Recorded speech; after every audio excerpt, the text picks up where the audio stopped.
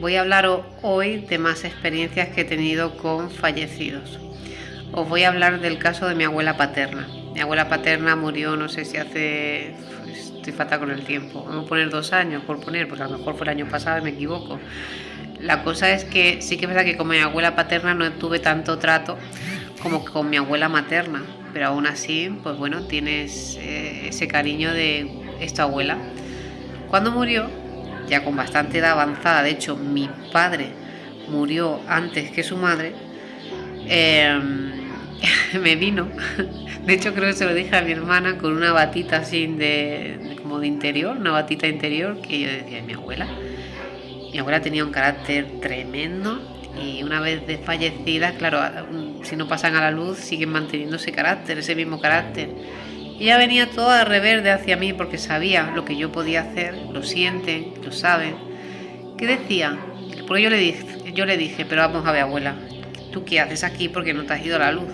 Y me dice, que sepas que no me voy sin mi hijo.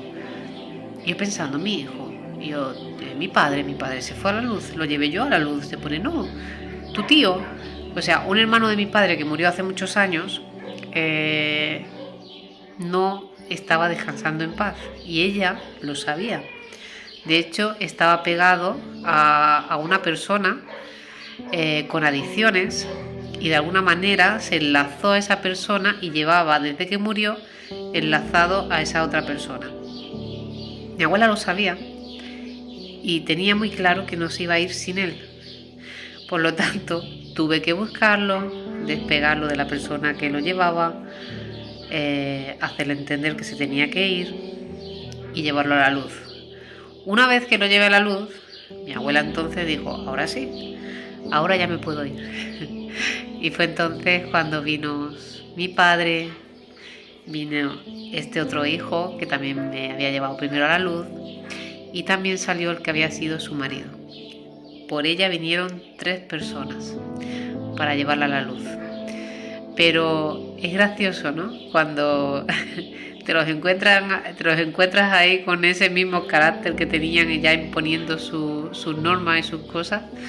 Y fue una cosa muy, muy graciosa. Os la cuento porque me pareció una situación muy, muy graciosa. Otro caso, por ejemplo, es ver a una compañera que antiguamente había sido una persona muy cercana a mí en el trabajo. Compartí muchos años de trabajo junto a ella y ella tuvo la situación de que su marido tuvo un accidente en bicicleta y bueno, llevaba muchos años ya fallecido ese hombre. Por aquel entonces yo no estaba abierta a eso y cuando la volví a ver en la calle, yo estaba abierta a estas capacidades y vi junto a ella a este hombre vestido de ciclista, lo vi con la bicicleta y digo, wow, yo cómo puedo decirle a esta mujer, tienes a tu marido difunto que no está descansando en paz y lo llevas pegado contigo. Entonces en esas situaciones sí que es verdad que yo no puedo pedir permiso ni puedo hablar con la persona si yo siento que no va a estar preparada o no va a entender o no me va a tomar por loca. Entonces lo que hago en este caso es pedirle permiso a la esencia del fallecido. Si la esencia del fallecido me da permiso, entonces cojo y me lo llevo. Simplemente lo hice así, me lo llevé y bueno, su mujer no se ha enterado de que lo tenía pegado y tampoco se ha enterado, por desgracia, que está descansando en paz. Y bueno, hace poco tuve la situación de un chico joven de aquí de la zona que había habido un accidente de coche, murió en el acto, fue todo muy rápido. Fue por la mañana temprano y claro, mis compañeras de trabajo estuvieron todo el día hablando de él porque una de ellas lo conocía o conocía a la novia de este chico y claro está, por la tarde me presentó en el salón un chico joven. Yo ahí no había visto foto de él todavía porque no habían subido, solamente la información de un chico de tal edad, de tal. Y por la descripción yo digo, uy, creo que este va a ser el chico del accidente de coche. Igualmente yo lo que hice es llevármelo a la luz y claro, a mi compañera yo no podía decirle, oye, este chico que era tal y tal y tal y tal. Sí que es verdad que ahora ya a los pocos días, cuando salió la foto y comprobé que sí que era él, hablé con mi compañera, le dije, mira, pasa esto, yo veo muertos y el otro día se me presentó en mi salón pues este chico. Y lo acogió bien. Es verdad que ahora todas mis compañeras, ahora ya no me escondo. Antes ha sido como un salir del armario espiritual, ¿no? O consciente. Es verdad que antes no era yo. He estado pues unos años escondida porque no me atrevía a decir o lo que veía o cómo me sentía. Eso hizo que me hiciera como ausente, distante, como fría. Hay gente que no llegaba a entender, ¿no? El hecho de que a lo mejor yo estaba en un sitio con mucha gente y yo estaba como ausente, no estaba en las conversaciones, porque sí que es verdad que llega un momento que ciertas conversaciones ya no te llenan o estás experimentando lo que está pasando alrededor, porque al principio yo no controlaba bien el tema de cerrarme o dar permiso cuando yo quisiera. Al principio era un poco caótico todo. A lo mejor me reunía con gente y estaba viendo también lo que llevaban con ellos, fallecidos, familiares, lo que fuera, y era todo caótico. Entonces yo llegué al extremo de estar casi siempre con auriculares, con música, porque eso me tranquilizaba. También es verdad que eso me centraba para aislarme de lo que es del exterior el ruido y poder llevarme a la luz todos los fallecidos que podía de alrededor para yo no encontrarme mal, digamos, ¿no? Porque no puedes centrarte, estás viendo a uno que te está diciendo por favor ayúdame o el otro te está diciendo otra cosa.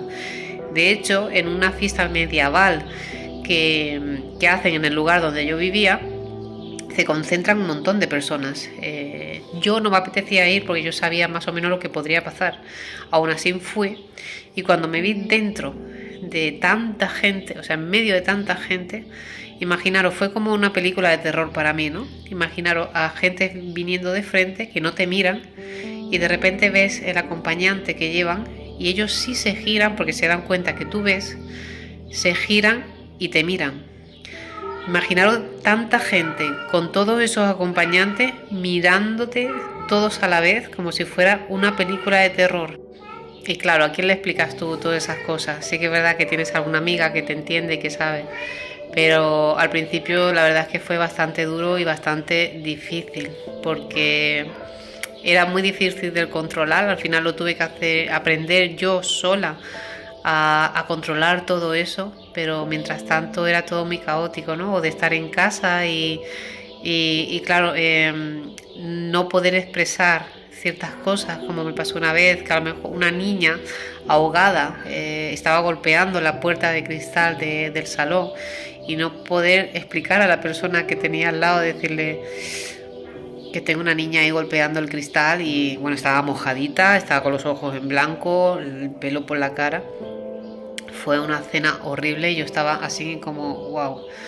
Y cosas así, experiencias así, muchas, y yo sé que hay mucha gente que seguro que pasa por esos procesos, que son procesos muy duros, y lo importante es llegar al punto de decir, mira, esta soy yo, esto es lo que veo, el que lo entienda bien, el que no también, y liberarte y seguir desarrollando esas capacidades y sobre todo encontrar y buscar a gente que pueda entenderte o que pueda guiarte un poquito para saber qué hacer en ciertas situaciones.